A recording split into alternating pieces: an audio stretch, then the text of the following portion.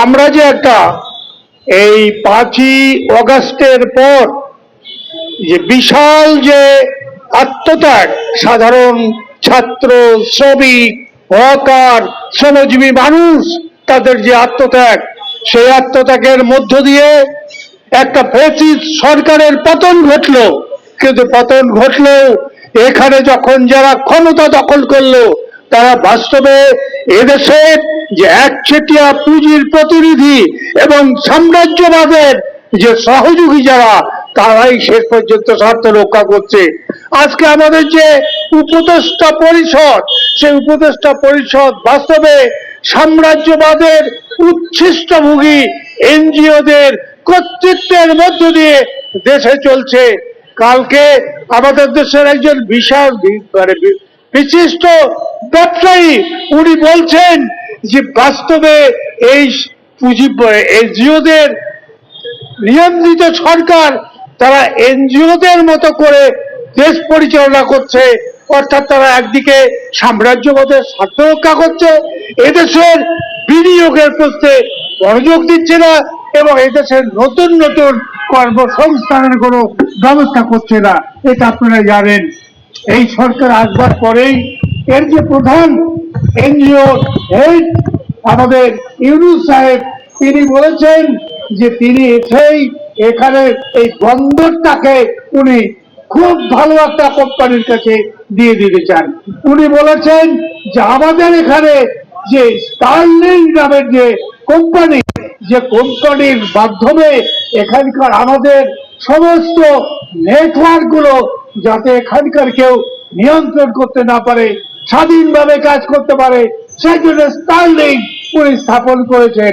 উনি এখানে এই কথা বলেছেন যে এখানে আমাদের মায়ানমার সীমান্তের সাথে আমাদের তথাকথিত মানবিক করিডোর, এই যে প্রশ্নগুলো, এই প্রশ্নগুলোর সাথে এই যে এই সপ্তাহে ঘোষিত দুটো জিনিস খুব ইম্পর্টেন্ট।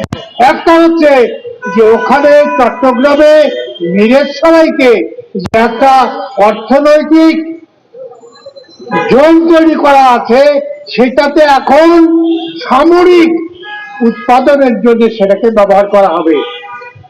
তারপরের দিনে আমাদের যে নতুন রাষ্ট্রদূত এখানে এসেছেন, তিনি মার্কিন রাষ্ট্রদূত, তিনি বললেন যে বাংলাদেশের সাথে তার কথা হয়েছে যে আমরা এখন সামরিক এবং প্রতিরক্ষা যে ব্যবস্থা, সেটার ব্যাপারে বাংলাদেশ এবং আমেরিকা আমরা আরো অনেক বেশি এগিয়ে যাব।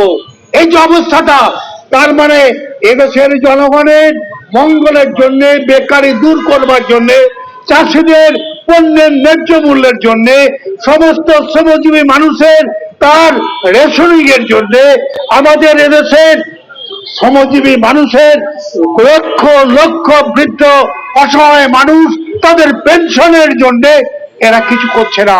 এরা যেটা করছে, এরা একদিকে এখানকার যারা আমলা, তাদের বেতন 3 গুণ 4 গুণ বাড়িয়ে দিচ্ছে। এখানকার যারা আগামী দিনে মন্ত্রী শান্ত্রী হবে, এখানকার শ্রমিকরা থাকে একটা রুমে, 600 স্কোয়ার ফিট রুমে, আর এখানকার মন্ত্রীর জন্য তারা আয়োজন করতে যাচ্ছে 9,500 স্কোয়ার ফুট বাড়ির। এবং আমি মনে করি এটা আমাদের সাথে এই শাসকদের একটা উপহাস, একটা প্রতারণা।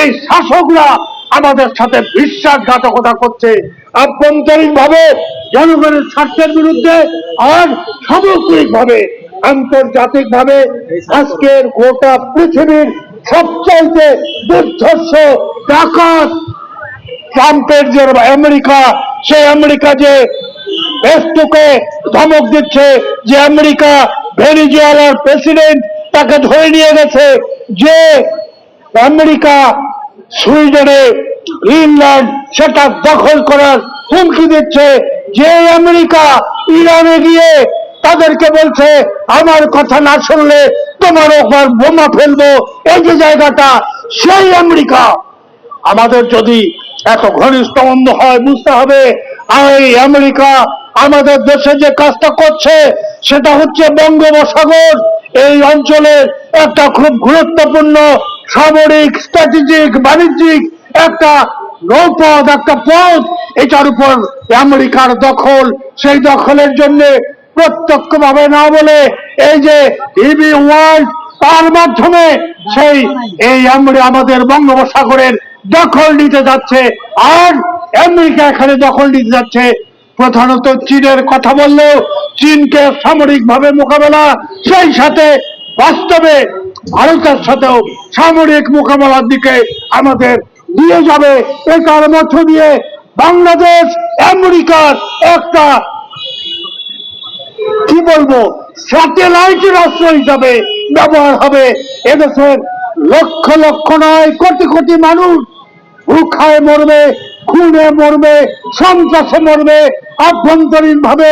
সেই সাথে চূড়ান্ত যে প্রতিক্রিয়াশীল দক্ষিণপন্থী শক্তির, মৌলবাদী সাম্প্রদায়িক যুদ্ধ অপরাধী শক্তির যে পৃষ্ঠপোষকতা করছে আমেরিকা এবং ইউরোপ, 1 লাখ বছর দিয়ে বাংলাদেশের অভ্যন্তরে মানুষে সংঘাত সৃষ্টি করবার যে পরিকল্পনা করছে, সেই পরিকল্পনার বিরুদ্ধে এদেশের সমস্ত মানুষকে রুখে দাঁড়ানোর আহ্বান জানাচ্ছি।